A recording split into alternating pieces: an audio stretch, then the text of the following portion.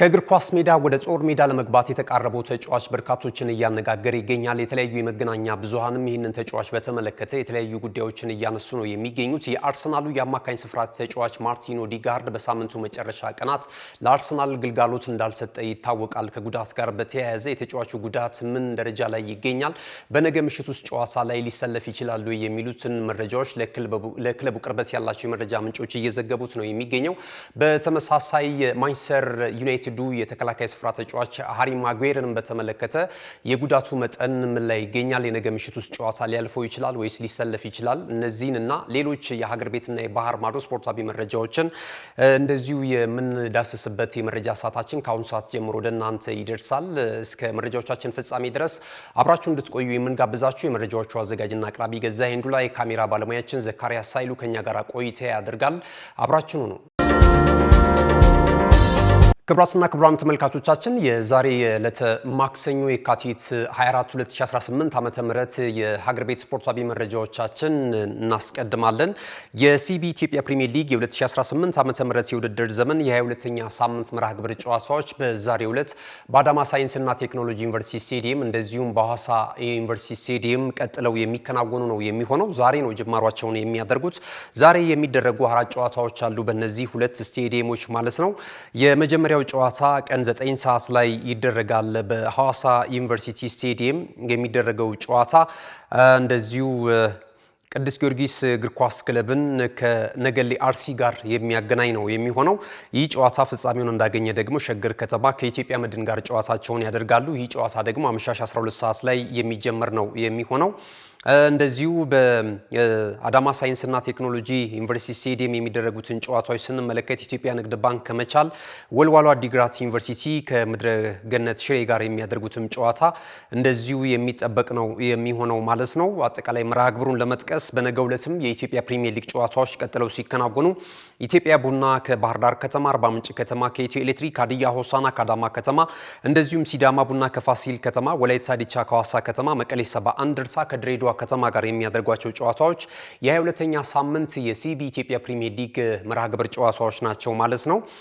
እንግዲህ ዛሬ የሚደረጉትን ጨዋታዎች የተወሰኑ ሀሳቦች ሰጥተን ለማለፍ ሐዋሳ ከተማ ወደ አሸናፊነት ለመምጣት ነው የዛሬውን ጨዋታ የሚያከናውነው። ይቅርታ፣ ቅዱስ ጊዮርጊስ እግር ኳስ ክለብ በብዙ ውጥንቅጥ ውስጥ ነው የሚገኘውና ወደ አሸናፊነት ለመምጣት በተለይ በሜዳ ላይ የሚመዘገቡ ውጤቶች የበለጠ ከሜዳ ውጪ ለሚገኝባቸው ጉዳዮች ትልቅ አስተዋጽኦ ሊኖረው ይችላል ተብሎ እየተገመተ ነው የሚገኘውና በሜዳ ውስጥም ከሜዳ ውጪም ያሉት ውጤቶች ጥሩ ናቸው ለማለት አይቻልም። እንግዲህ የመፍረስ አደጋ ተጋርጦበታል እየተባለ ነው የሚገኘው። ከሰሞኑ እንግዲህ በተለያዩ ፕላትፎርሞች የተለያዩ የመገናኛ ብዙሃንን በመቀላቀል የቀድሞ የፈረሰኞቹ ተጫዋቾች ሀሳብ እየሰጡ ነው የሚገኙትና በተለይ ከቦርዱ ጋር በተያያዘ አሁን ያለው በምርጫ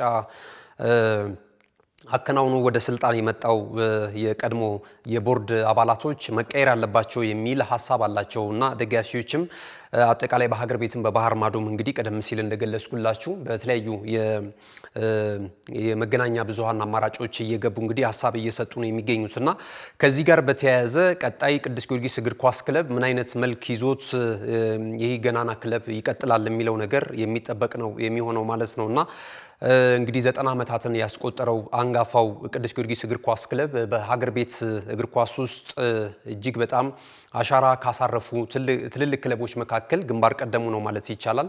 በአንጋፋነትም እንደዚሁም በውጤታማነትም ማለት ይቻላል። የኢትዮጵያ ፕሪሚየር ሊግን የቅዱስ ጊዮርጊስ እግር ኳስ ክለብ ያህል ደጋግሞ ማንሳት የቻለ ክለብ የለም። ሌሎቹ ክለቦች ያነሱት ቢደመር እንኳን የቅዱስ ጊዮርጊስ እግር ኳስ ክለብን አህል የዋንጫ ክብር አይሆንም። በአፍሪካም እንግዲህ ተሳትፎ አለው። በምስራቅ አፍሪካ ከተመለከትናቸው ትልልቅ ክለቦች ተርታ በምስረታ ረገድ ከተመለከትነው እጅግ በጣም ረጅም ዓመታትን ማስቆጠር የቻለ ነውና አሁን ላይ ከፋይናንስ ጋር ተያይዞ እንደዚሁም የሊደርሺፕ ኳሊቲዎችም የሚነሱበት ብዙ ጥያቄዎች እየተነሱበት ይገኛሉና አሁን ላይ ህዝባዊ መሰረት መያዝ አለበት የሚሉ የእግር ኳሱ ቤተሰቦች፣ የክለቡ ደጋፊዎች ይህንን ሀሳብ እየሰጡ ነው የሚገኙትና ብዙ ሰዎች ጣልቃ እየገቡ ነው ይህንን ሀሳብ እየሰነዘሩ የሚገኙት። ምክንያቱም የቅዱስ ጊዮርጊስ እግር ኳስ ክለብ የራሱ የክለቡ ደጋፊዎች ብቻ ሳይሆን የሀገር መልክን ይይዛል በአንድ በኩል ማለት ነው። አሁን ላይ እንግዲህ ከሱ በኋላ የተመሰረቱ ክለቦች ሁሉ እንዲቆሙ እንዲመሰረቱ በመሰረቱ ኢትዮጵያ ውስጥ እግር ኳስ እንዲስፋፋ በክለቦች እንዲመጡ እንዲበዙ ሁሉ ያስቻለ ፈርቀዳጅ ክለብ ነው ማለት ይቻላል እና ከዚህ ጋር ተያይዞ የተለያዩ ሀሳቦች እየተነሱ ነው የሚገኙት። እንግዲህ አሁን ላይ በዘንድሮ ዓመት እያስመዘገበ ያለው ውጤት በጣም ደካማ ነው። ያለፉትንም ዓመታቶች ተመልክተነዋል። የተለያዩ አሰልጣኞችንም ቢቀይር በዘሪሁን ሸንገታ ውስጥ እያለ ነበር እንግዲህ ተከታታይ ዓመታት ላይ የ2014ቱን 15ቱን እንደዚሁ ማንሳት እንችላለን የሊጉን የዋንጫ ክብር ያሳካበትን ማለት ነው። ከዛ ባለፈ ግን አሁን ላይ የተንገዳገደ ነው የሚገኘው። ምንም እንኳን ወጣት ተጫዋቾችን እያሰለፈ ቢገኝም በሜዳ ላይ ያለው ውጤት ግን ቅዱስ ጊዮርጊስ እግር ኳስ ክለብን ይመጥናል ብለው እንደማያምኑ ነው ደጋፊዎች በተለያዩ አጋጣሚዎች እየሰጡ የሚገኙትና አሁን 14ኛ ደረጃ ላይ ተቀምጧል 24 ነጥቦችን ይዞ ዛሬ እንግዲህ ጨዋታውን ያከናውናል ከነገሌ አርሲ ከአዲስ አዳጊው ክለብ። ነገሌ አርሲ የዛሬውን ጨዋታ ማሸነፍ ከቻለ ነጥቡን ወደ 39 ከፍ ያደርጋል። ይሄ ደግሞ ከመሪው ክለብ ሲዳማ ቡና እግር ኳስ ክለብ ጋራ ነጥቡን እኩል እንዲያደርግ ያስችሏል ማለት ነውና እንግዲህ በቅዱስ ጊዮርጊስ እግር ኳስ ክለብና በነገሌ አርሲ መካከል የሚደረገው የዛሬው ጨዋታ በአዋሳ ዩኒቨርሲቲ ስቴዲየም ቀን 9 ሰዓት ሲል ጅማሮን የሚያደርግ ነው የሚሆነው ማለት ነው። እንግዲህ ይህንን ይመስላል። ሲዳማ ቡና እግር ኳስ ክለብ በ39 ነጥቦች የሊጉን የደረጃ ሰንጠረዥ በቀዳሚነት እየመራ ይገኛል። እንደዚሁም ሐዋሳ ከተማ እና ነገሌ አርሲ እኩል 36 ነጥቦች አሏቸው። በጎል ክፍያ በመበላለጥ ሁለተኛና ሶስተኛ ደረጃ ላይ ተቀምጧል። ፋሲል ከተማ በ33 ነጥብ አራተኛ ደረጃ ላይ ነው የሚገኘው። አዳማ ከተማ በ32 ነጥብ አምስተኛ ደረጃ ላይ ይገኛል። መቻል እንደዚሁ 31 ነጥቦች አሉ፣ ስድስተኛ ደረጃ ላይ ተቀምጧል ማለት ነው። ወራጅ ቀጠናው ስፍራውን ከተመለከት ነው አርባ ምንጭ ከተማ እግር ኳስ ክለብ 16 ነጥቦች 20ኛ ደረጃ ላይ ይገኛል። እንደዚሁ ወልዋሎ ዓዲግራት ዩኒቨርሲቲ፣ መቀሌ 70 እንደርታና ወላይታ ዲቻ ወራጅ ቀጠናው ስፍራ ላይ የሚገኙ ተጫዋቾች ናቸው። የኢትዮጵያ ፕሪሚየር ሊግን የከፍተኛ ጎል አስቆጣሪነት ትራክ እስካሁን ድረስ ባለው የ21ኛ ሳምንት መርሃ ግብር ጉዞ ከተመለከትን ታምራት እያሱ ከአርባ ምንጭ ከተማ፣ እንደዚሁም አቤል ያለው ከፈረሰኞቹ ቅዱስ ጊዮርጊስ እግር ኳስ ክለብ፣ አዲስ ግዳይ ከኢትዮጵያ ንግድ ባንክ እኩል 8 ግቦችን በማስቆጠር ይህንን ስፍራ ይዘዋል ማለት ነውና በአጠቃላይ የሲቢ ኢትዮጵያ ፕሪሚየር ሊግን የተመለከትንበት መረጃችን ይሄንን ይመስላል። ክቡራትና ክቡራን ተመልካቾቻችን ጠቃሚ መልእክቶች አሉን። ወደ ባህር ማዶ ስፖርታዊ መረጃዎቻችን ከማለፋችን በፊት መረጃዎቹን ተከታትለን እንመለስ። አሁንም ቆይታችሁን ከኛ ጋር እንድታደርጉ በድጋሚ እንጋብዛለን። አብራችሁ ነው። ካሽጎ በየትኛውም ዓለም ሆነው በማንኛውም ሰዓት ለወገኑ የሚደርሱበት ፈጣን የገንዘብ መላኪያ ተከፈተሎ። ማስተርና ቪዛ ካርዶን በመጠቀም ከ5 እስከ 20 ዶላር የሚልኩበት አዲስ የገንዘብ መላኪያ መንገድ። ካሽጎን ለየት የሚያደርገው የትኛውም የገንዘብ ዝውውር በፍጥነት አገልግሎት ከመስጠቱም ባሻገር ለማንኛውም አገልግሎት ምንም አይነት ክፍያ አለመጠየቁ ነው። በሀገራችን ታሪክ ገንዘብን ከውጪ ወደ ሀገር ቤት በማስተላለፍ በመተግበሪያ መልክ አገልግሎት መስጠት የጀመረው የመጀመሪያው ሀገር በቀል የገንዘብ መላኪያ ዘዴ ካሽጎ ከ4500 በላይ ባሉ የባንክ ቅርንጫፎች አገልግሎት እየሰጠ ይገኛል። ገንዘቦን በሰኮንዶች ልዩነት ውስጥ ይፈልጉ በአካውንቶ ወይንም በእጆ ቆጥረው የሚወስዱበት ልዩ ዘዴ። በቅርቡ ሁሉንም ኢትዮጵያዊ ባለቤት ለማድረግ ጉዞ የጀመረው ካሽጎ ዛሬውኑ መተግበሪያውን በስልኮ ላይ በመጫን የአገልግሎቱ ተጠቃሚ ሆኖ። ፍጥነት መለያችን፣ ኢትዮጵያን መክፈቻችን፣ ካሽጎ ነው መላኪያችን። ካሽጎ የአዲሱ ትውልድ ብራንድ። ተመልሰናል። ክቡራትና ክቡራን ተመልካቾቻችን ይህ ነው ቴሌቪዥን ነው። ናሁ ስፖርትን በመከታተል ላይ ትገኛላችሁ። አብራችሁን ስላላችሁ እጅግ በጣም እናመሰግናለን። ቀደም ሲል የሀገር ቤት ስፖርታዊ መረጃዎችን ወደ እናንተ አድርሰናል። ከዚህ ሰዓት ጀምረን ከባህር ማዶ የተገኙ ስፖርታዊ መረጃዎችን ወደ እናንተ እያደረስን ነው ቆይታ የምናደርገው። የባህር ማዶ ስፖርታዊ መረጃዎቻችን የሚጀምሩት ከተወዳጁ የእንግሊዝ ፕሪሚየር ሊግ ነው። እንግዲህ በመጨረሻ 10 ሳምንታት መርሃ ግብር ቀሪ ጨዋታዎች የሚቀሩት የተወዳጁ የእንግሊዝ ፕሪሚየር ሊግ ሻምፒዮናውን ለማሳወቅ እንግዲህ 10 መርሃ ግብሮች ብቻ ናቸው የቀሩት። ከዛም ባለፈ ደግሞ በቀጣይ ዓመት የአውሮፓ መድረክ ተሳትፏቸውን ለማግኘት እንደዚሁ ክለቦች ከፍተኛ ፍልሚያ እያደረጉ ይገኛሉ። በአውሮፓ ቻምፒየንስ ሊግ የውድድር መድረክ የተሳትፎውን ስፍራ ለማግኘት እንደዚሁም በኤሮፓ ሊግ እና በኮንፈረንስ ሊግ የውድድር መድረክ ላይ የተሳትፎውን ስፍራ ለማግኘት የሚደረገው ትንቅንቅ ተጠናክሮ ቀጥሏል። ላለመውረድ የሚደረገውም ትንቅንቅ እንደዚሁ እየተመለከትን ነው የምንገኘው ማለት ነው። ዛሬ እንግዲህ የ29ኛ ሳምንት መርሃ ግብር ጨዋታዎች በተለያዩ የእንግሊዝ ከተማ ስቴዲየሞች ቀጥለው የሚከናወኑ ነው የሚሆነው። ዛሬ ይጀምራሉ። ኤቨርተን በሜዳው ጉዲሰን ፓርክ ስቴዲየም በርንሌን ያስተናግዳል። ምሽት 4 ሰዓት ከ30 ላይ የሚደረግ ጨዋታ ነው። ሌላኛው በዚሁ ሰዓት ላይ የሚደረጉትን ሁለት ጨዋታዎች ስንመለከት በርንማውዝ በቫይታሊቲ ስቴዲየም ብሬንትፎርድ ሲቲን ያስተናግዳል። ሊድስ ዩናይትድ ከሰንደርላንድ የሁለቱ ያዳጊ ክለቦች ፍልሚያም እንደዚሁ ይጠበቃል ማለት ነው። ምሽት 5 ሰዓት ከ15 ሲል ጅማሩን የሚያደርገው የደረጃ ሰንጠረዡ ግርጌ ላይ የሚገኘው ወልቨርሃምፕተን ወንደረርስ እንደዚሁ የመርሲሳይዱ ክለብ ሊቨርፑልን የሚያስተናግድበትም ጨዋታ ይጠበቃል ማለት ነውና ሊቨርፑል በተለይ ተከታታይ ድሉን ለማስመዝገብ በዚህ ጨዋታ ላይ ወደ ሜዳ ይገባል ተብሎ ይጠበቃል። ከ1 እስከ 4 ያለውን ደረጃ ይዞ ለማጠናቀቅ ከማንቸስተር ዩናይትድ ከቼልሲ እና አስተን ቪላ ጋር ከፍተኛ ትንቅንቅ ውስጥ የሚገኙት ቀዮቹ ዛሬም እንግዲህ ጨዋታውን ለማሸነፍ ከባድ ፍልሚያ እንደሚያደርጉ ነው የተነገረ የሚገኘው። ዌስትሃም ዩናይትድን 5-2 በሆነ ውጤት ማሸነፍ የቻሉት ቀዮቹ ዛሬ እንግዲህ ከሜዳቸው ውጪ በማቅናት ነው በሞሎኒክስ ስቴዲየም ወልቨርሃምፕተን ወንደረርስን የሚያስተናግዱት ማለት ነው። የመጨረሻዎቹን ጭላንጭል ለመጠቀም እድሎቹን አማጦ ለመጠቀም እንግዲህ ወልቨርሃምፕተን ወንደረርስም በተለይ በመጨረሻ ጨዋታዎቹ ላይ ያደረገ ያለው ትንቅንቅ እጅግ በጣም ከባድ ነው። አሁን ላይ የነጥብ የስብሰባውን እንግዲህ ወደ 12 ማሳደግ የቻለበትን አጋጣሚ እናስታውሳለን። በውድድር ዓመቱ 2 ጨዋታዎችን ብቻ ነው ማሸነፍ የቻለው። አሁን ላይ ሊቨርፑል የተሻለ ነገር እየሰራ ይገኛል ብለን ለመውሰድ እንችላለን። ከዚህ ጋር ተያይዞ እንግዲህ የማሸነፉን ቅድመ ግምት ሊቨርፑሎች ናቸው በዚህ ጨዋታ ላይ የወሰዱት። አሰልጣኝ ሃርነ ስሎት ይህን ጨዋታ በማሸነፍ አሁንም የአውሮፓ ቻምፒየንስ ሊግ የተሳትፎ ስፍራን ለማግኘት የሚናደርገውን ትንቅንቅ እንደዚሁ አጠናክረን እንቀጥላለን የሚሉ ሀሳቦችን እየሰጡ ነው የሚገኙት ማለት ነው። ሌሎች ጨዋታዎች አሉ፣ በነገው ዕለት የሚደረጉ ናቸው። በጣም ትልልቆቹ ጨዋታዎችና ተጠባቂ ጨዋታዎቹ ነገ ምሽት ናቸው የሚከናወኑት። ብራይተን ከአርሰናል የሚያደርጉት ጨዋታ ይጠበቃል። ነገ ምሽት 4 ሰዓት ከ30 ሲል ጅማሮውን ያደርጋል በሃሜክስ ስቴዲየም። ማንቸስተር ሲቲ ከኖቲንግሃም ፎረስት፣ እንደዚሁም ፉልሃም ከዌስትሃም ዩናይትድ፣ አስተን ቪላ በቪላ ፓርክ ስቴዲየም ከቼልሲ ጋራ ሁለቱ ለአውሮፓ ቻምፒየንስ ሊግ ተሳትፎ ስፍራ ከባድ ትንቅንቅ የሚያደርጉ ክለቦች ናቸው። አስተን ቪላ በእርግጥ ያለፉትን ጨዋታዎች በጣም እየተቸገረ ነው የሚገኘው የአሰልጣኝ ዩናይ ኤምሬ ቡድን ማለት ነው።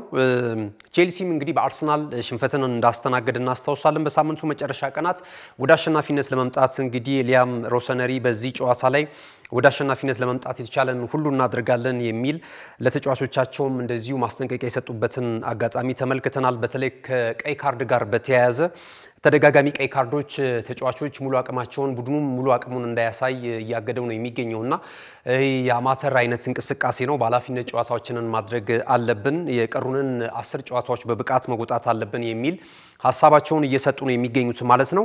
ምናልባት የገንዘብ ቅጣትም ሊያደርጉ እንደሚችሉ ነው ከዚህ በኋላ ያላግባብ ቀይ ካርድ የሚመለከቱን ተጫዋቾች በተመለከተ ማለት ነው። ኒውካስል ዩናይትድ በሜዳው ሴንት ጄምስ ፓርክ ስቴዲየም እንደዚሁ ማን ዩናይትድን በጥሩ ቁመና ላይ የሚገኘውን ማንቸስተር ዩናይትድን የሚያስተናግድበትም ጨዋታ ይጠበቃል። ነገ ምሽት 5 ሰዓት ከ15 ሲል ጅማሯቸውን ከሚያደርጉ ጨዋታዎች መካከል አንደኛው ነው። ዩናይትድ እንግዲህ በጣም ግሩም የውድድር ዓመታትን በስተመጨረሻም እያስመለከተን ይገኛል። በተለይ አሰልጣኝ ማይክል ካሪክ እጅግ በጣም ዝምተኛው ገዳይ እየተባለ በብዙዎች እየተወደሰ ነው የሚገኘው። ተከታታይ ጨዋታዎችን እያሸነፈ ይገኛል። እስካሁን ድረስ ካከናወናቸው 7 ጨዋታዎች 6ቱን በአሸናፊነት ማጠናቀቅ ችሏል። አንዱን ጨዋታ ብቻ ነው በአቻ ውጤት ማጠናቀቅ የቻለው እና ከዚህ ጋር ተያይዞ የወቅቱ እጅግ በጣም የሚገርመው አሰልጣኝ እየተባለ በብዙዎች እየተደነቀ ነው የሚገኘው። ነገ ምሽት እንግዲህ ወደ ሴንት ጄምስ ፓርክ ስቴዲየም አቅንቶ ደግሞ ኒውካስል ዩናይትድን የሚያስተናግድበት ጨዋታ ትልቅ ትኩረትን አግኝቷል ከወዲሁ ማለት ነው። ከቡድን ዜናዎች ጋር በተያያዘ እንግዲህ በምሽቱና በነገው ዕለት በሚኖሩን የመረጃ ሰዓታችን ደግሞ የሁለቱም ቡድኖች ጨዋታ በተመለከተ ሀሳብ የምንሰጣችሁ ነው የሚሆነው ማለት ነው። ሐሙስ የመርሃ ግብሩ የመጨረሻ ጨዋታ በቶተንሃም ሆትስፐርስና እንደዚሁ በክሪስታል ፓላስ መካከል የሚከናወን ነው የሚሆነው። የሊጉን የደረጃ ሰንጠረዥ እንግዲህ አርሰናል 64 ነጥቦችን ሰብስቦ በቀዳሚነት ይመራል። ማንቸስተር ሲቲ አንድ ጨዋታ እየቀረው በ59 ነጥቦች ሁለተኛ ደረጃ ላይ ተቀምጧል። ማን ዩናይትድ 51 እንደዚሁም አስተን ቪላ 51 በጎል ክፍያ በመበላለጥ ሶስተኛና አራተኛ ደረጃ ላይ ተቀምጧል። ሊቨርፑል 48 ነጥቦች አሉት፣ 5ኛ ደረጃ ላይ ነው የሚገኘው። እንደዚሁም ደግሞ ቼልሲ በ45 ነጥቦች 6ኛ ደረጃ ላይ ተቀምጧል። ወልቨርሃምፕተን ወንደረርስ እንደዚሁ በርንሌ እና ዌስትሃም ዩናይትድ ኖቲንጋም ፎረስት እንደዚሁ ወራጅ ቀጠና ስፍራ ላይ የተቀመጡበትን አጋጣሚ እየተመለከትን ነው የምንገኘው ማለት ነው። በእንግሊዝ ፕሪሚየር ሊግ ዛሬና ነገ ምሽት የሚደረጉ የ29ኛ ሳምንት መርሃ ግብር ጨዋታዎችን የዳሰስንበት መረጃችን ይህንን ይመስላል። በስፔን ላሊጋ የተደረገ ጨዋታ አለ። የ26ኛ ሳምንት መርሃ ግብር ቀሪ አንድ ጨዋታ የመርሃ ግብሩ ማጠናቀቂያ ጨዋታ ትላንት ምሽት እንግዲህ በሳንቲያጎ በርናባው በሪያል ማድሪድ እና እንደዚሁ በኤታፌ መካከል የተደረገው ጨዋታ በእንግዳው ክለብ ኤታፌ 1-0 አሸናፊነት ነው የተጠናቀቀው። ሎስ ብላንኮቹ በሜዳቸው ነው ሽንፈትን ያስተናገዱት። እንግዲህ በተከታታይ ጨዋታዎች ላይ በላሊጋው ተሸንፈዋል። ይሄ ደግሞ ጥቁር ጠባሳ ለሪያል ማድሪድ ደጋፊዎች ሆኖ ነው ያለፈው የትላንት ምሽቱ ጨዋታ ማለት ይቻላል። በተከታታይ ከ2019 በኋላ ሪያል ማድሪድ ሁለት ተከታታይ የላሊጋ ጨዋታዎችን በመሸነፍ ነው እንግዲህ መጥፎ ታሪክ ማስመዝገብ የቻለው ማለት ነው። እንግዲህ በጊዜያዊነት አሰልጣኙን እየመሩ የአሰልጣኝ መንበሩን እየመሩ የሚገኙትም አሰልጣኝ ቆይታ ጥያቄ ውስጥ እየገባ ይገኛል። በቀጣይ ምናልባት ትልልቅ አሰልጣኞችን የክለቡ አመራሮች እንደዚሁ እያማተሩ እንዳሉ እየተገለጸ ነው የሚገኘው ማለት ነውና ይህንን ጉዳይ ተመልክተናል። እንግዲህ አሁን ላይ እንግዲህ ሽንፈት ማስተናገዱን ተከትሎ ሪያል ማድሪድ ከመሪው ክለብ ባርሴሎና ጋር ያለው የነጥብ ልዩነት ወደ 4 ሰፍቷል። ባርሴሎና የሊጉን የደረጃ ሰንጠረዥ በቀዳሚነት ነው እየመራ የሚገኘው 64 ነጥቦችን ይዞ፣ ሪያል ማድሪድ ደግሞ በ4 ነጥቦች አንሶ 60 ነጥቦችን ይዟል። እንደዚሁ አትሌቲኮ ማድሪድ እና ቪላሪያል ደግሞ ተከታዩን ደረጃ ይዟል።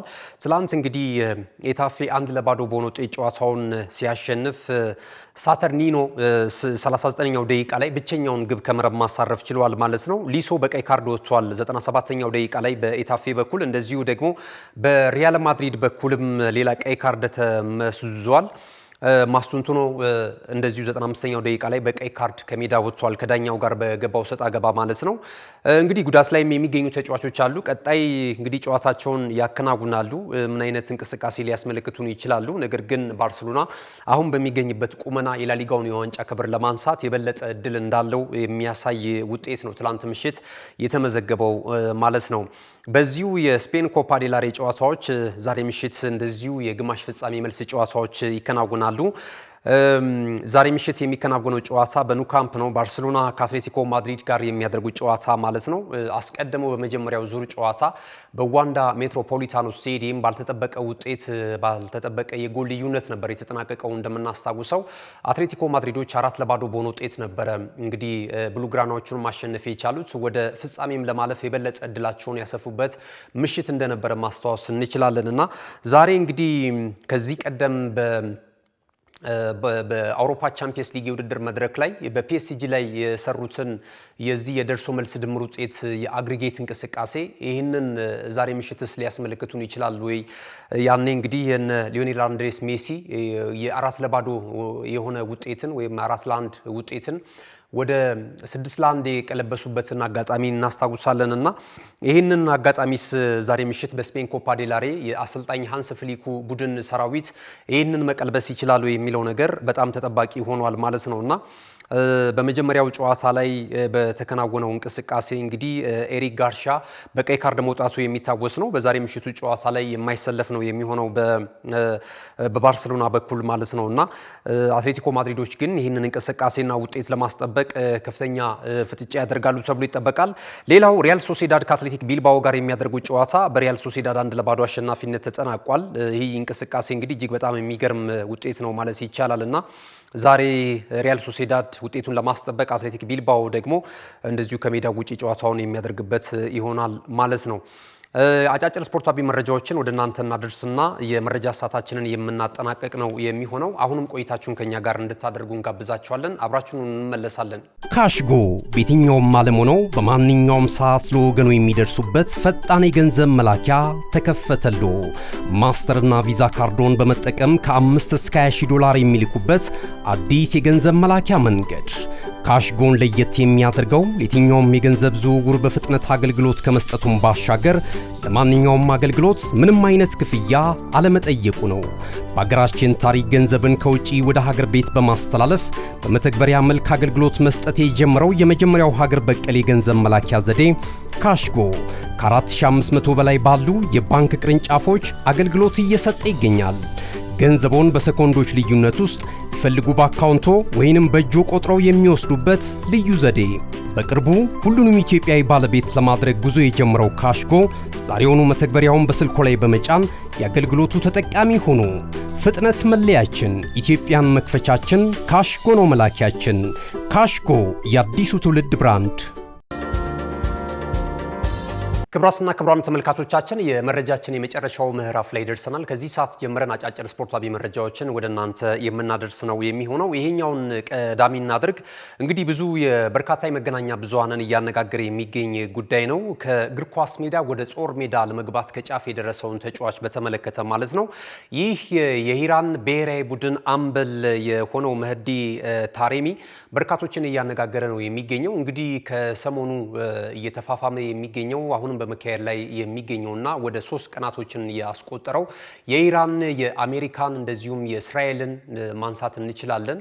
ሌሎችም የሳውዲ አረቢያን ጨምሮ ሌሎችንም ሀገራቶች እያዳረሰ የሚገኘው ጦርነት አካል የሆነችው ኢራን ናት። እንግዲህ ኢራን በተለይ ከእስራኤልና ከአሜሪካ ጋር የተከፈተባት ጦር ለመመከት የተለያዩ አቅጣጫዎችን የተለያዩ የጦር ስትራቴጂዎችን እየተከተለች ነው የምትገኘው ማለት ነው እና ብዙ ኢራናውያን በዚህ ማዘናቸውን እየገለጹ ነው የሚገኙት። እንግዲህ መሪያቸው ከተገደሉ በኋላ እና ሌሎችም በርካታ ኢራናውያን እንግዲህ ከጠፉ በኋላ ማለት ነው እና ብዙ አነጋጋሪ ጉዳዮችን እየሰማን እንገኛለን። ከአነጋጋሪ ጉዳዮቹ መካከል ግን የስፖርት ሜዳውን ወይም ደግሞ የስፖርት ቤተሰቡን ቀልብ የሳበው አሁን ላይ በግሪኩ ክለብ ኦሎምፒያኮስ እየተጫወተ የሚገኘው የ33 ዓመቱ የፊት መስመር አጥቂ መህዲ ቴራሚን የተመለከተ ጉዳይ ነው። ይህ ተጫዋች እንግዲህ ኢራናዊ ነው። 33 ዓመቱ ላይ ይገኛል ብያቸዋለሁ። ከዚህ ቀደም በአውሮፓ የተለያዩ ታላላቅ ክለቦች ላይ መጫወት ችሏል። በኢንተር ሚላን እና እንደዚሁ በፖርቶ የነበረው አበርክቶ የሚታወቅ ነው። ዘንድሮም እንደዚሁ ኦሎምፒያኮስ ክለቡ የግሪኩን የሱፐር ሊግ ወይም ደግሞ የሱፐር ሊግ ክለብን ሱፐር ሊግን እየመራ ነው የሚገኘው ማለት ነው እና የሊጉ የደረጃ ሰንጠረዥ ቀዳሚ ስፍራ ላይ ይገኛል 53 ነጥቦችን ይዞ ከኤኬ አቴንስ ጋር በመሆን ማለት ነው እና ይሄ ተጫዋች ሚናው እጅግ በጣም የጎላ ነው። 10 የሚደርሱ ግቦችን በዚሁ በግሪክ ሊግ ላይ እንደዚሁ ማስቆጠር ችሏል እና በአውሮፓ ቻምፒየንስ ሊግ የውድድር መድረክ ላይ ምንም እንኳን ወደ ጥሎ ማለፍ 16ቱ መቀላቀል ባይችሉም 4 ግቦች ላይ ተሳትፎ አለው እና ለክለቡ ትልቅ ተጫዋች ነው። ከዚህ ቀደም እናውቀዋለን። አሁን የወሰነው ውሳኔ ግን በርካቶችን እያነጋገረ ነው የሚገኘው። ይህ ተጫዋች ምንድነው የሚለው ኢራንን ከዚህ ቀደም እንግዲህ ማሊያዋን ለብሼ በተለያዩ የውድድር ዓለማቶች በመሳተፍ ከፍ ማድረግ ችያለሁ በቻልኩት አቅም። አሁን ደግሞ በሌላ ዘርፍ ትጠብቀኛለች። የሀገሬ ሕልውናን ማስጠበቅ ከሚችሉ የጦር ሰራዊቶች ጋራ ጠላቶቻችንን መፋለም አለብኝ የሚል ውሳኔ ላይ ደርሻለሁ የሚል አስተያየት ነው እየሰጠ የሚገኘው ማለት ነው። የክለቡ ወይም ደግሞ የግሪክ የኦሎምፒያኮስ እግር ኳስ ክለብ አሰልጣኝ ጆዜ ሉዊዝ ሜንዲልባር ሀሳባቸውን ገልጿል።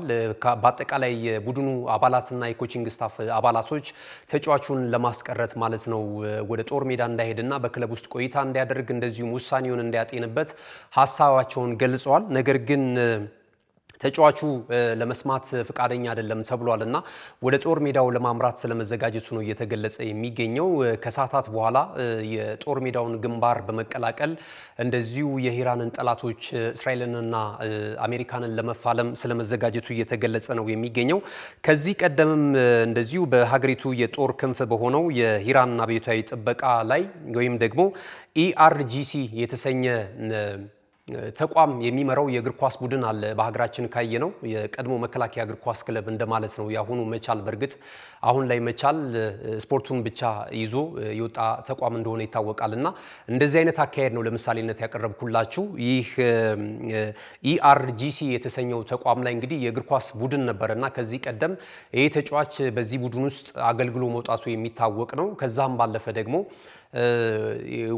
የወታደራዊ ግዴታውንም እንደዚሁ ተወጥቶ ነበረ ወደ አውሮፓ ክለቦች ማምራት የቻለው ማለት ነውና ለኢራን ብሔራዊ ቡድንም በተለያዩ አጋጣሚዎች መሰለፍ ችሏል። አሜሪካ እንግዲህ የሽብር ቡድኖች ብላ ከፈረጀቻቸው አንደኛው ቀደም ሲል ያልኳችሁ በዚህ በሀገሪቱ የጦር ክንፍ በሆነው የኢራን አብዮታዊ ጥበቃ ኢአርጂሲ በተሰኘው ተቋም ላይ ስር ሆኖ ሲሰራ የነበረው የእግር ኳስ ክለብ መቀላቀሉን ከዚህ ቀደም ወይም ደግሞ አሜሪካን እነዚህ ከፈረጀቻቸው የሽብርት ቡድኖች መካከል አንደኛዋ መሆኑ ይታወቃልና በዚህ ቡድንስ ተጫውቶ ማለፉም በቀጣይ ምናልባት አሜሪካ እግድ ከጣለችባቸው ወደ ዓለም እግር ኳስ ዋንጫ ውድድር መድረክ ወደ አሜሪካ እንዳይገቡ እግድ ከተጣለባቸው ተጫዋቾች መካከል አንደኛው ይህ መህዲ ታሬሚ ሊሆን እንደሚችል እየተገለጸ ነው የሚገኘው። ምናልባት ይህንን እርምጃውንም ተከትሎ በቀጣይ ወደ ዓለም ዋንጫው ተሳትፎ እንዳያደርግም እንደዚሁ ማዕቀብ ሊጣልበት እንደሚችል እየተገለጸ ነው የሚገኘው። ከዚህ ቀደም የተለያዩ መረጃዎች ሲወጡ ነበረ።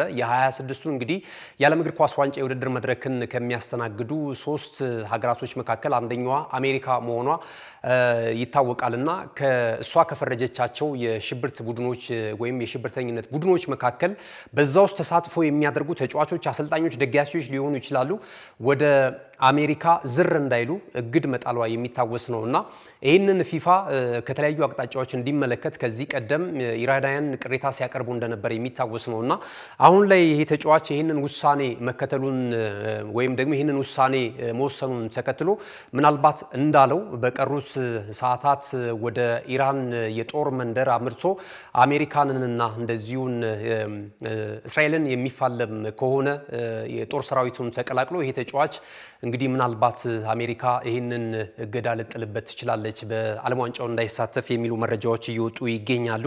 እንግዲህ እግር ኳስና የጦር ሜዳ ሁኔታዎችን እንዴት አስታርቆ መሄድ ይቻላል? ሐሳብ አስተያየታችሁን፣ የተጫዋቹንስ ኮሚትመንት እንዴት አያችሁት? የሀገሩን ሰንደቅ ዓላማ በእግር ኳስ አስጠርቷል ከዚህ ቀደም። አሁን ደግሞ በጦር ሜዳው ሀገሬ ትፈልገኛለች፣ ለዚህ ጉዳይ አስፈልጋታለሁ የሚል ውሳኔን ሰጥቷልና ይህንን ጉዳይ እንዴት ተመለከታችሁት? ሐሳብ አስተያየታችሁን ልትሰጡን ትችላላችሁ። ክቡራን ተመልካቾቻችን ወደ ሌሎች አጫጭር ስፖርታዊ መረጃዎቻችን ስናልፍ ደግሞ በአሜሪካ ሜጀር ሊግ ሶከር እንግዲህ አርጀንቲናዊው ኢንተርናሽናል ሊዮኔል አንድሬስ ሜሲ የ8 ጊዜ የባሎን ዶር ክብር አሸናፊው ሜሲ የሳምንቱ ምርጥ ተጫዋች በመባል ተመርጧል። እንግዲህ ክለቡ ኢንተር ሚያሚ በሁለተኛ ሳምንት መርሃ ግብር ከኦርላንዶ ሲቲ ጋር ባደረገው ጨዋታ ቡድኑ 4-1 በሆነ ውጤት ማሸነፉ የሚታወስ ነው። ይቅርታ 4-2 በሆነ ውጤት ማሸነፉ የሚታወስ ነውና በዛ እንቅስቃሴ ላይ 3 ግቦችን ከመረብ ማሳረፍ ችሏል። 1 ለጎል የሆኑ ኳሱ አመቻችቶ ለቡድን ጓደኛው እንደዚሁ ማቀበል ችሏል። 2 ግቦችን ደግሞ አስቆጥሯል። በጥቅሉ 3 ግቦች ላይ ተሳትፎ ነበረው ማለት ይቻላል እና ይሄ ተጫዋች የሳምንቱ ምርጡ ተጫዋች በመባል እንደዚሁ መመረጡን ያገኘነው መረጃ ያመለክታል ማለት ነው። ቀደም ሲል 3 ጎል ብዬ ነበረ፣ 2 ግብ ነው ሜሲ ማስቆጠር የቻለው። ሌላው የአርሰናልን መረጃ በተመለከተ እንደዚሁ ካላፊዮሪ ሐሳቡን ሰጥቷል። ካላፊዮሪ የቀድሞ ክለቡን ሮማን መቀላቀል ዳግም እንደሚፈልግ አስተያየት ሰጥቷል። ይሄ ደግሞ ለአርሰናል ደጋፊዎች ትንሽ ቅሬታን ያስነሳ ጉዳይ ነው። አርሰናል አሁን በአራቱም ግንባር ለ4 የዋንጫ ክብሮች እየተፋለመ ነው የሚገኘውና ይሄ ተጫዋች አርሰናል ቡድኑ እዚህ ሁኔታ ላይ በሚገኝበት አጋጣሚ ስለ ቡድኑ ጥንካሬ አሁን ስላለው ሁኔታ መናገር እንጂ እንዴት ስለ ቀጣይ መዳረሻው ክለብ ይናፍቃል የሚሉ አስተያየቶች እየበረቱበት ነው የሚገኘው። ከዚህ ቀደም እንግዲህ በአሰልጣኝ ጆዜ ሞሪኒዮ ስር ሆኖ ሮማ የኢሮፓ ሊግ የዋንጫ ክብርን ሲያሳካ የተጫዋች የቡድን አባላት ነበር የተወሰኑ ጨዋታዎች ላይ። ከዛ ባለፈ ግን በውሰት ተሰጥቶ እንደዚሁ ወደ ጂኖዋ ይመስለኛል ጂኖዋ ሄዶ ጨዋታ አድርጎ ነበርና የዛ የዋንጫ ክብር የቡድን አባላቶች ስም ዝርዝር ውስጥ እንዳልነበረ ይታወሳልና ያ ቅሬታ አለበት። ዳግም ተመልሶ ግን ሮማን ማገልገሉ የሚታወስ ነውና ወደ ሮማ መምጣት እፈልጋለሁ የሚል አስተያየቱን እየሰጠ ነው የሚገኘው። መች እንደሚሆን አላቅም፣ ዛሬም ሊሆን ይችላል ነገም የሚል ሀሳቡን ሰጥቷልና እነዚህን አሻሚ የሆኑ ጉዳዮችን ያነሳበትን አስተያየቱ በበርካታ የአርሰናል ደጋፊዎች ብዙም የተወደደለት አልሆነም። የ23 ዓመቱ ተጫዋች እንግዲህ በዘንድሮ ዓመት ከ30 በላይ ጨዋታዎች በሁሉም የውድድር አይነቶች በአርሰናል ማሊያ ማድረግ ችሏል። በተለይ በሊጉ እንደዚሁ ወደ 25 ጨዋታዎችን ማከናወን ችሏል። በ3 ግቦች ላይ ደግሞ እንደዚሁ ተሳትፎ ማድረግ ችሏል። የቀኝ መስመር የተከላካይ ስፍራ ተጫዋች እንደሆነ ይታወቃልና ወጣት ነው። እጅግ በጣም በተለይ በማጥቃት እንቅስቃሴው የአርሰናልን ቡድን ሽግግር ፈጣን በማድረግ ረገድ እንግዲህ አይነተኛ ሚና እየተጫወተ የሚገኝ ጣሊያናዊ ኢንተርናሽናል ነው። ከዚህ ጋር ተያይዞ ሀሳቡ እንዴት ተመለከታችሁት? አሁን ያለውን ቡድን አካሄድ ትቶ እንግዲህ የማረፊያውን ቀጣይ የሚያርፍበትን ቡድን እንዴት ይሄ ሊያስጨንቀው ቻለ የሚለውን ጉዳይ ሀሳብ ልሰጡበት ትችላላችሁ። ሌላኛው የአርሰናልን ተከታታይ መረጃዎች ነው ወደ እናንተ የምናደርሰው። አርሰናልን በተመለከተ ሌላኛው መረጃ የማርቲን ኦዲጋርድ ጉዳይ ነው።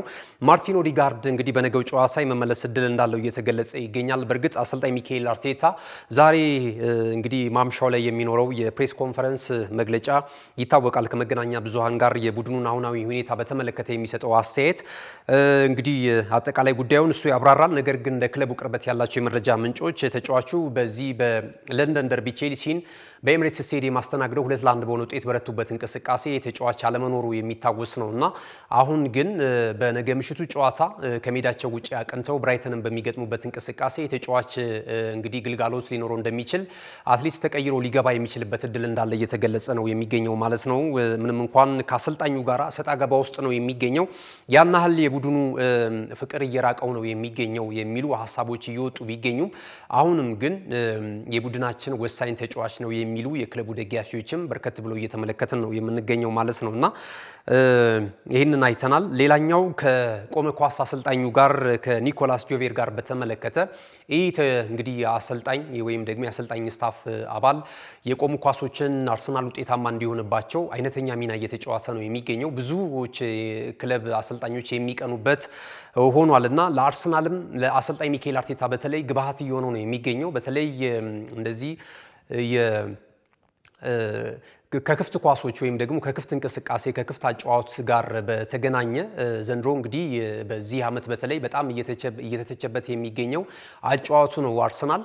ከዛ ባለፈ ግን በሌሎች የቆሙ ኳሶች እንዲደገፍና አርሰናል አሁን ለሚገኝበት ጥንካሬ የፕሪሚየር ሊጉ መለያ የሆነ ነው የሚገኘውና ሳይወዱ በግዳቸው ብዙዎች ይተቹት ነበር። አሁን ግን እየተከተሉት ነው የሚገኘው። በሳምንቱ መጨረሻ ቀናት እንኳን ከቆሙ ኳሶች በተለይ ከማዕዘን ምት የተቆጠሩ ኳሶችን ብንመለከት በጣም በርካቶች ናቸው። የሊቨርፑልን ጨዋታ ማየት እንችላለን። ማንቸስተር ዩናይትድም እንደዚሁ በተመሳሳይ ኳሶችን ሲያስቆጥር ተመልክተናል። ሌሎችም ክለቦች እንደዚሁ የቼልሲም ራሱ አርሰናል ላይ ያስቆጠረውን ጎል እንደዚሁ ማንሳት እንችላለን እና ብዙዎች አሁን የዚህን የቆመ ኳስ አጠቃቀም እንደ አንድ አማራጭ እየተመለከቱት ነው የሚገኘው እና ብዙዎች እየተለማመዱት ይገኛሉ። አሁን ካያችሁ የእጅ ኳሶች ራሱ እጅግ በጣም አስፈሪ ሆነዋል። የእጅ ኳሶች ሲወረወሩ በቀጥታ ወደ ቦክስ ውስጥ አደጋ ፈጣሪ ሆነዋል እና የቅጣት ምቶች ደግሞ የበለጠ እየሆኑ ነው የሚገኙት። የማዕዘን ምት ደግሞ ልክ እንደ ፍጹም ቅጣት ምት የማዕዘን ምት ሲገኝ ብዙ የክለብ ደጋፊዎች ጨዋታቸውን እያሰሙ ነው የሚገኙት። በክለብ ውስጥ እየተመለከተ እንዳለ ነው ማለት ነውና ይህንን አይነት ጉዳይ አብዮት ይዞ መምጣት የቻለው በእንግሊዝ ፕሪሚየር ሊግ ኒኮላስ ጆቬር ነው። እንግዲህ ከዚህ ቀደም 2016-17 የውድድር ዓመት ላይ በፕሪሚየር ሊጉ ከቆሙ ኳሶች ዌስት ብሮሚች አልቬን ነበር ወደ 16 ግቦችን ከመረብ ማሳረፍ የቻለው። ከዛ ባለፈ ደግሞ አርሰናልን በተመሳሳይ እንደዚሁ ከማዕዘን ምት የተሻገሩ ኳሶችን ማስቆጠር ችሏል እና የራሱን ሪከርድ ለማስቆጠር ወደ 15 ነው አሁን ወደ 17 ለማድረስና የብራይተን ኦቭ አልቢየን ቀዳሚ ሆኖ እንደዚሁ ይህንን ታሪክ ለመስራት ስለመቃረቡ ነው እየተገለጸ የሚገኘውና የቆሙ ኳሶች አሰልጣኙ ኒኮላስ ጆቬር ከዚህ በኋላ አርሰናል ከቆሙ ኳሶች በሚያገኘው እንቅስቃሴና ጥቅም ልክ እንደዚሁ ኢንሴንቲቭ እንደሚሰጠው እየተገለጸ ነው የሚገኘው። ጉርሻ አዘጋጅተውለታል ማለት ነውና የበለጠ እንግዲህ ከዚህ በኋላ ኒኮላስ ጆቬር በማነቃቂያ ወይም ደግሞ የበለጠ ቡድኑን የሚያነቃቃበትና ይህንን ትሬኒንግ ደጋግሞ የሚሰጥበትንና ውጤታማ የሚሆንበትን እድል ያሰፋል ተብሎ እየተነገረ የሚገኘው። ሃሪ ማጉዌርም በሳምንቱ መጨረሻ ቀናት እንደዚሁ ማንቸስተር ዩናይትድ ተጋጣሚውን 2-1 በሆነ ውጤት ክሪስታል ፓላስን አሸንፎ ሲመለስ እንግዲህ በጉዳት አስተናግዶ ነበር በጨዋታው አጋጣሚ ከሜዳ ለመውጣት የተገደደው። ይህ ተጫዋች እንግዲህ አሁን ላይ ከጉዳቱ ስለማገገሙ እየተገለጸ ይገኛል። ነገ ምሽት ጠንካራ ጨዋታ አለባቸው ከኒውካስል ዩናይትድ ጋር ማለት ነው ወደ ሴንት ጄምስ ፓርክ ስቴዲየም አቀንተው። ስለዚህ ቀይ ሰይጣናቱ በዚህ ጨዋታ ላይ የዚህን የተከላካይ ስፍራ ተጫዋች እንደሚያገኙት እየተገለጸ ነው የሚገኘው ማለት ነውና ዩናይትድ እንግዲህ በጣም አስደናቂ ጉዞውን ቀጥሎበታል። በቡድን ውስጥ ደግሞ እንደዚሁ ልዩነት ፈጣሪ ከሆኑ ተጫዋቾች መካከል ዳግም በአሰልጣኝ ማይክል ካሪክ ስር እየተወለዱ ከሚገኙ አንጋፋት የተከላካይ ስፍራ ተጫዋቾች መካከል አንደኛው ሃሪ ማጉዌር ነውና ለቀይ ሰይጣናቱ ለአሰልጣኝ ማይክል ካሪክ ይሄ ተጫዋች መመለሱ የበለጠ አቅም ሊሰጠው እንደሚችል እየተነገረ ነው የሚገኘው ማለት ነው። ክቡራትና ክቡራን ተመልካቾቻችን እንግዲህ ለዛሬ ለማክሰኞ የካቲት 24 2018 ዓ.ም ከሀገር ቤትና ከባህር ማዶ የተሰናዱ ስፖርታዊ መረጃዎቻችን ይህንን ይመስሉ ነበር። ስለተከታተላችሁን እጅግ በጣም እናመሰግናለን። መረጃዎቹን ወደ እናንተ በማድረስ ገዛይ እንዱ ላይ ካሜራ ባለሙያችን ዘካሪያስ ኃይሉ አብሮን ስለነበረ እጅግ በጣም እናመሰግናለን። እናመሰግናለን። ተወዳጅ የናሁ ቴሌቪዥን ፕሮግራሞች በቀጣይነትም ወደ እናንተ ይደርሳሉ። መልካም ጊዜ ይሁንላችሁ።